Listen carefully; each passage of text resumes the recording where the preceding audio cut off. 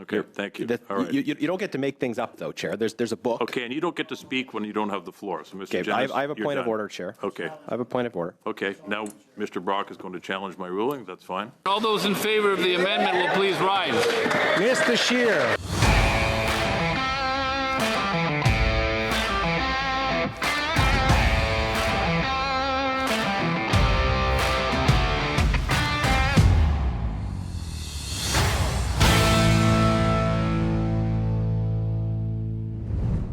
The ruling party voted against industrial prosperity and economic supremacy while simultaneously propping up the universal symbol of communism, the hammer and sickle. No, this is not George Orwell's 1984. This is Canada, December 2025. Let's take a look.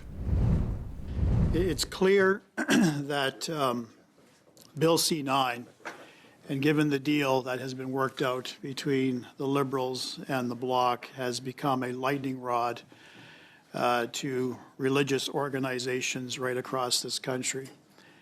I have been inundated, as several of my colleagues at this table and several colleagues in my caucus, with concerned members of religious leaders of all kinds of denominations, that this is a direct attack on the freedom of expression and the freedom of religion.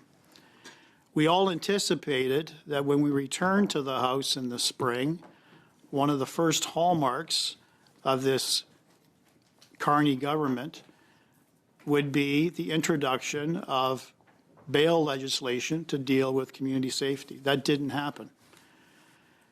All through the summer, I anticipated that some proposal, some policy would be introduced that we would study in the fall. That didn't happen. Ultimately, C-14 was introduced. We studied it. We looked at it in the House. We debated it in the House. It passed second reading. It is now waiting in the wings to be studied here. So I want to make it abundantly clear to everyone who is watching this particular proceeding and to all of the groups who have an interest in community safety. I've always said and always will say that community safety is not a partisan issue. Regardless of your political ideology, everyone wants to live in a safe community. So given the impasse that we are at with respect to C-9 and the Bloc proposed amendment, I have a proposal. And that proposal is to seek unanimous consent from every member at this committee. I'll read out the consent motion that I wish to adopt. That to improve public safety in our communities and to protect Canadians from repeat and violent offenders, the committee A, immediately prioritize the consideration of Bill C-14, the Bail and Sentencing Reform Act, and work together to report the bill to the House at the earliest opportunity. To B, sit through the winter adjournment to undertake meaningful consultations with victims, community leaders, police services and associations, and other relevant witnesses. And C, pause consideration of Bill C-9 to make room on the agenda for Bill C-14. With every day that we do not, as a Justice Committee, deal with Bill C-14, more murders are going to happen in our community, more sexual assaults, more extortions, more car theft. Victims are coming through loud and clear. They want this committee. Mr. Brock, sorry, I have a point of order. Mr. Chang. How is this relevant to the consideration of clause by clause of C9? Thank you. It's not. Okay, I know that was a long interlude by Mr. Brock, but I wanted everybody to see how this played out. So this was the beginning of the Justice Committee meeting today, the one that's scheduled for 8 hours. No, you're not mishearing that. 8 hours.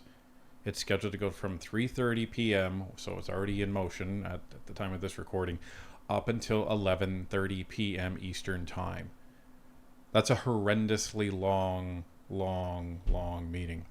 And what Mr. Brock was trying to do here is, on behalf of the Conservatives, He was trying to delay the discussion of C9 even more than it already was, highlighting that the Liberals have been shutting down this committee over the last couple of weeks. Karina Gold used to be the chair of this committee. Apparently she's not chair of this committee any longer, and now James Maloney is. But his whole point here is to say, listen, we don't need to be dealing with hate symbols right now. We need to be dealing with people that are actively being harassed and targeted and injured and murdered because of our horrendously bad bail laws.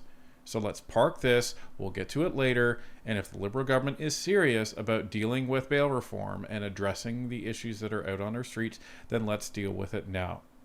So this is to A, put the Liberals on the back foot, B, highlight the problems with bail reform, which is what the Conservatives have been doing since the summer, and C, push back this ridiculous Bill C9 law that the Conservatives absolutely hate.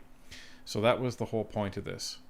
Now, this went on for a while, and there was, there was talk back and forth, and you know, good on Mr. Jennis. This even happened when they tried to get Mr. Brock's motion to actually be voted on, but the chair denied it. Point of order, Chair. Mr. Jennis? Yeah, Chair. I mean, very respectfully, the Green Book clearly identifies a series of dilatory motions, and I know you're in your second meeting in this role as Justice Committee Chair. It's page 1167 of Procedure and Practice, where the dilatory motions are listed. A motion to proceed to another item. You would only use that in a situation where you wanted to proceed to a different item from the one that was currently on the table. If somebody wants to challenge my ruling, they're free to do so. We're not. Could I invite I'm not entertaining debate on the ruling I've already made. Chair, I promise you, I'm not making things up. I've already made the ruling. It's if in somebody wants to challenge my ruling, that is the right to do Procedure so. and Practice. This is not a debate. Could the clerk clarify the rules at least? No, the ruling's already been made, Mr. Jennis. I've set out the process we're going to follow here. Okay, what? Okay, thank you. All right. You don't get to make things up, though, Chair. There's a book. Okay, and you don't get to speak when you don't have the floor. So, Mr. Okay, Jennis, I have a you're point of done. order, Chair. Okay. I have a point of order. Okay, now Mr. Brock is going to challenge my ruling. That's fine. Okay, Mr. Brock. Jennis tried to bulldoze his way in and in a roundabout way challenge the chair and say, well, you can't do that, because the chair didn't even allow the motion to take place, which you're supposed to do.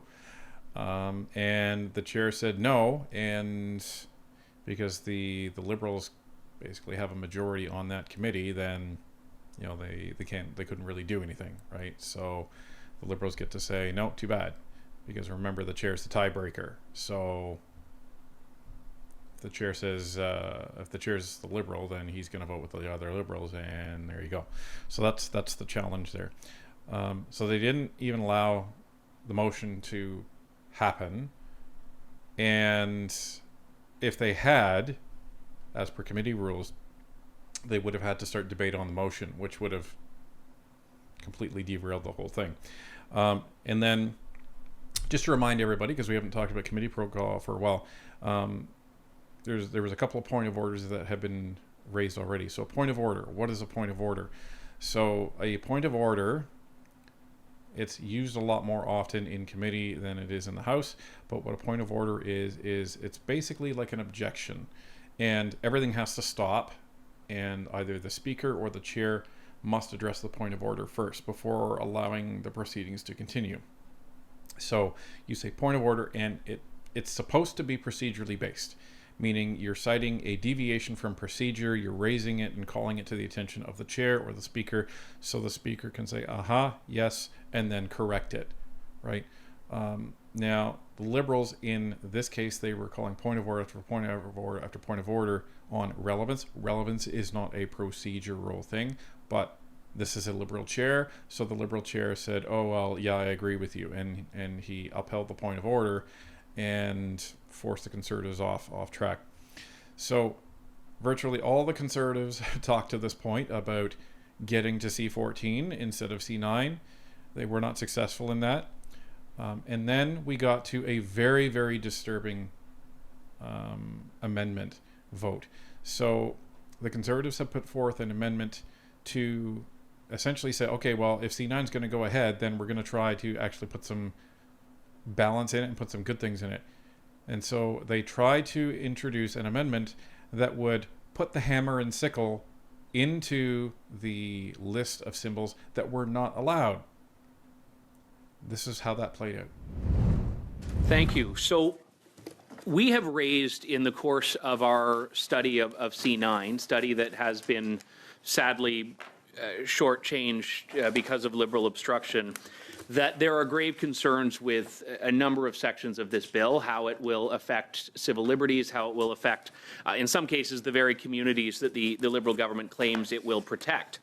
And there have been several concerns raised specifically about the section on hate symbols. And we will be discussing those more thoroughly when we get to the clause at hand. But if we are to, as a committee and as a parliament, enumerate hate symbols, symbols that have vile meaning, symbols that carry a death toll that often bring up a lot of trauma to various communities, we need to be thorough with it. So I am proposing the following amendment, that Bill C9 in Clause 4 be amended by adding after line 3 on page 2 the following: B.1, the communist symbol known as the hammer and sickle, or B, by replacing line 5 on page 2 with the following, scribed in paragraph A, B, or B.1, that it is likely to be. So in layman's terms, this is adding the hammer and sickle, the communist insignia, to the list of hate symbols. Communism has a death toll of 100 million people around the world. People have died as a result of dangerous and harmful ideology perpetrated by that. I've had a number of concerns raised by people who have lived under communist rule in Cuba, in Eastern Europe, people who see this as being an incredible evil that needs to be stamped out. The Soviet Union under Joseph Stalin from the 20s to the 50s saw some of the worst mass repression in history and mass killings, from the Great Purge to Gulag forced labor camps, collectivization and terror famine, a death toll in the Soviet Union of up to 27 million. You have in China under Mao Zedong, the Communist Party carrying out massive repression, causing the deaths of tens of millions through executions and labor camps and man-made famines. You have Cambodia under the Khmer Rouge from 75 to 79. One of the worst episodes of mass killing in the history of the 20th century, with up to 2 million people killed, including, that's around 25% of Cambodia's population. So if we are to describe what hate symbols are in law, we need to acknowledge the death toll of the hammer and sickle. So I move this amendment for consideration, that it be added to the list. Thank you. Any other discussion on that point? No? Okay. We're going to vote? Yeah, there's no more? No, we're going to vote. Okay, so we're on, CPC 6. okay, Sal, CPC carry. CPC 6 carry, sorry. On the vote? Yes, so Madame Latenzio? Mr. Housefather? Against. Madame Delin? Mr. Chang? Against. Mr. Brock? Yes. Mr. Baber? Yes. Mr. Lawton? Yes. Mr. Gill? Yes. Mr. Fortin? No. Now, I was kind of hopeful of this one. So I wasn't surprised, but I was still shocked, if that makes any sense, when the Liberals started voting against this. Voting against including the hammer and sickle in the banned symbols. They're okay outlawing swastikas, but they're not okay outlawing the hammer and sickle.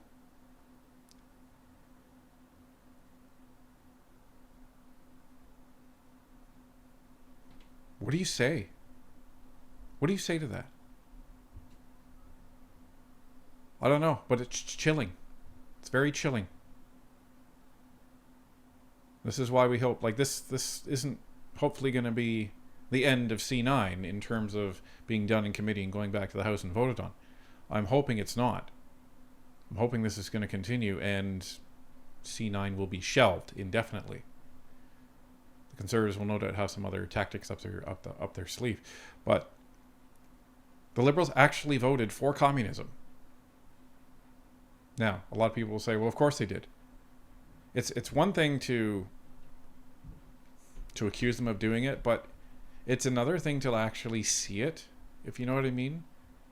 It's a different ball game. It's like when you know the media is biased, but then when you see it for the first time and you see the evidence of it, it shakes you. That shook me. And this is something that I think all Canadians can see as a very dangerous path to go down.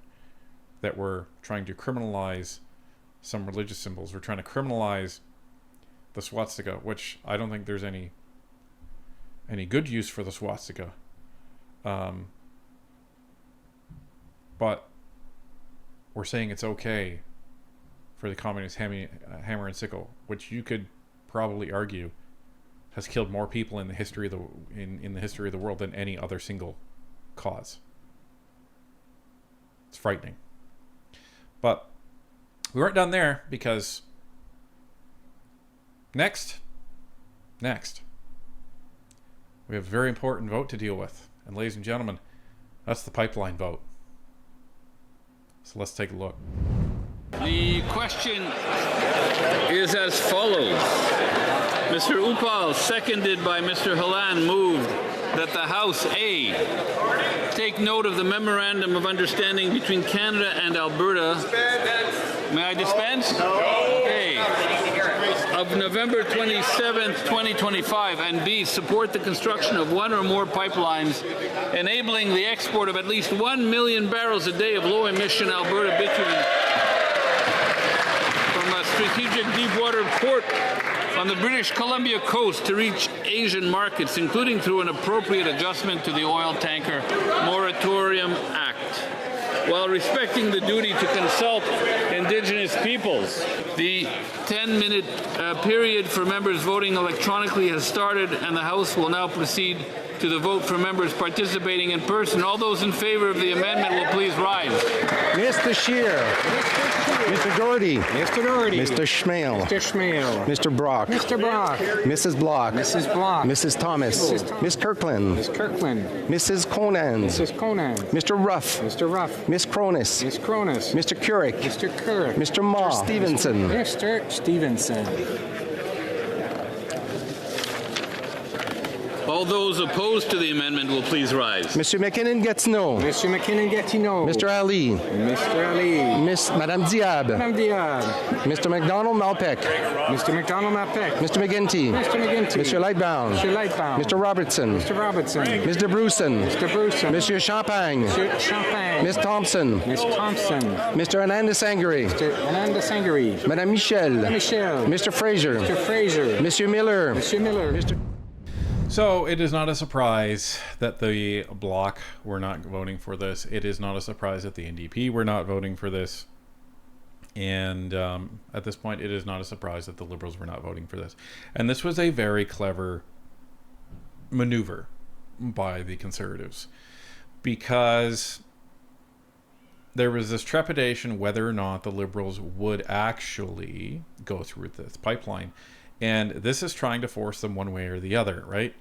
And it is a no-win scenario for the Liberals, because if they vote for the pipeline, then they tick off the BC caucus and they tick off all of the progressives that are in their caucus. And if they vote against the pipeline, then it introduces a whole bunch of political problems between them and Alberta.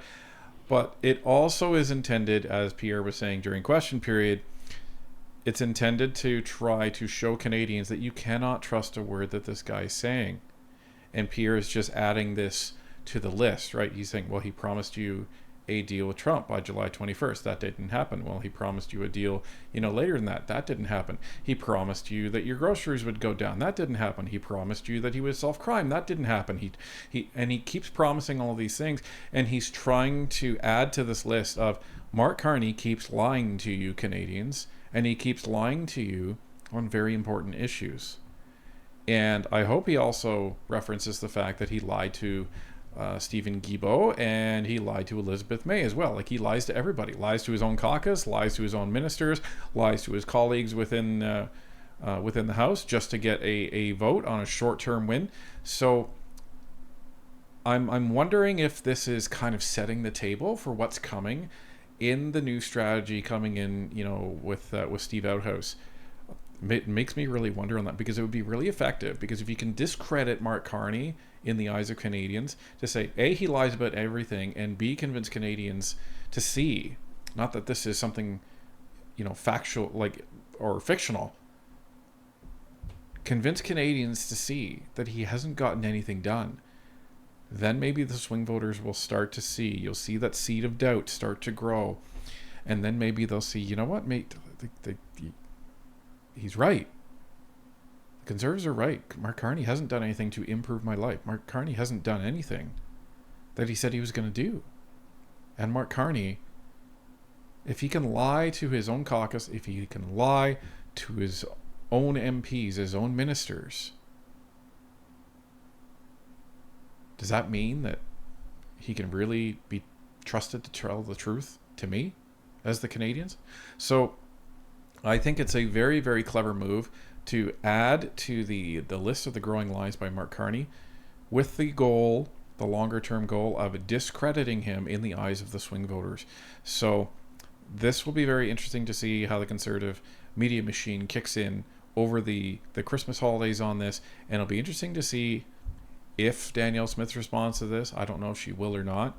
If I were her, I'd try and stay out of this, but she's going to have to address this at some point, because this is Mark Carney's own Liberal government, and Mark Carney himself voting against a motion that would guarantee a pipeline when they just signed an MOU to build a pipeline with Alberta.